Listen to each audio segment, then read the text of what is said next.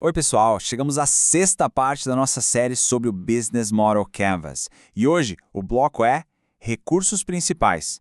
Sabe, é tipo o motor, as ferramentas, tudo aquilo que é essencial para dar vida a um negócio. Bora entender o que de fato faz uma empresa sair do papel e funcionar de verdade. Pois é, toda grande empresa um dia foi só uma ideia, né? Mas o que separa uma boa ideia de um negócio que realmente funciona, que é viável? A resposta está exatamente aqui, nos recursos que se consegue juntar. É, no fundo, sobre ter as peças certas para montar essa máquina. Então, o que são esses tais recursos principais? Bom, de forma bem direta, são os ativos mais importantes que uma empresa precisa para operar. Simples assim. Sem eles, não tem como entregar proposta de valor, sabe? E aí, o modelo de negócios inteiro simplesmente desmorona. Eles são, literalmente, a base de tudo. Olha só o que a gente vai ver hoje. Primeiro, o que são esses ativos essenciais. Depois, a gente mergulha nos recursos físicos e intelectuais, e também nos humanos e financeiros. Daí, vamos dar uma olhada no caso da Nespresso, para ver como eles combinam tudo isso. E para fechar, a gente pensa em como montar nosso próprio mosaico de recursos.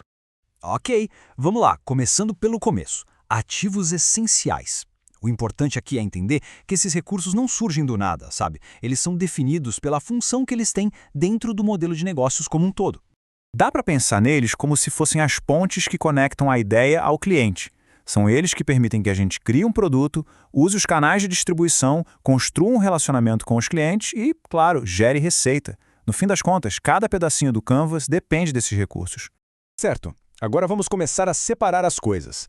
A primeira grande divisão é entre aquilo que é físico, que dá para tocar, e aquilo que é mais uma ideia, um conceito. E olha, ambos são absurdamente valiosos. Então, de um lado a gente tem os recursos físicos. Pensa aí, fábricas, prédios, máquinas, veículos, tudo que é tangível, que forma a infraestrutura mesmo. Do outro lado, vem os intelectuais. Aqui entra a marca, as patentes, os direitos autorais, aquele conhecimento que é só da empresa. São coisas que a gente não toca, mas que, acredite, muitas vezes valem muito mais. E olha só que interessante essa citação da Organização Mundial da Propriedade Intelectual. Ela diz que a propriedade intelectual são as criações da mente e que na economia de hoje, baseada em conhecimento, isso muitas vezes é o ativo mais valioso de uma empresa. Ou seja, a grande disputa competitiva hoje em dia é por essas criações da mente. O valor está cada vez mais naquilo que a gente não vê. E como isso funciona na prática? Bom, as patentes, por exemplo, protegem invenções e processos, dão exclusividade. Marcas fortes, como a dos vinhos Newport, constroem uma identidade, uma conexão. E aquele conhecimento que só a empresa tem, sabe? O tal molho especial, esse pode ser o grande diferencial competitivo. Ah, e esses recursos podem tanto ser desenvolvidos dentro de casa, quanto comprados de fora. Beleza, agora vamos para os outros dois tipos de recursos que são tão vitais quanto os primeiros. As pessoas, a equipe e o dinheiro, que financia tudo isso. É óbvio que nenhuma empresa funciona sem gente, né? Mas, em alguns setores, isso é ainda mais crítico. Pensa numa indústria criativa ou numa empresa que vive de conhecimento. Nesses casos, a equipe não é só um recurso, ela é o recurso principal. O talento das pessoas, a expertise delas, isso é o produto. E por fim, mas não menos importante, os recursos financeiros. Dinheiro em caixa, acesso a crédito, investimento. Pensa nisso como combustível. É o que permite comprar os outros recursos. O físico, o intelectual, o humano, é o que faz a máquina toda girar. E só para a gente ter uma ideia do tamanho disso, olha esse número. Mais de R$ 1 bilhão. É o que programas como o Sebrae investem para ajudar pequenos negócios no Brasil a terem acesso a recursos. Isso mostra o impacto gigantesco que o capital tem para impulsionar a inovação e o crescimento.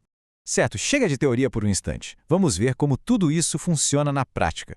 E para isso a gente vai usar um exemplo que todo mundo conhece e que é um clássico de inovação, a Nespresso.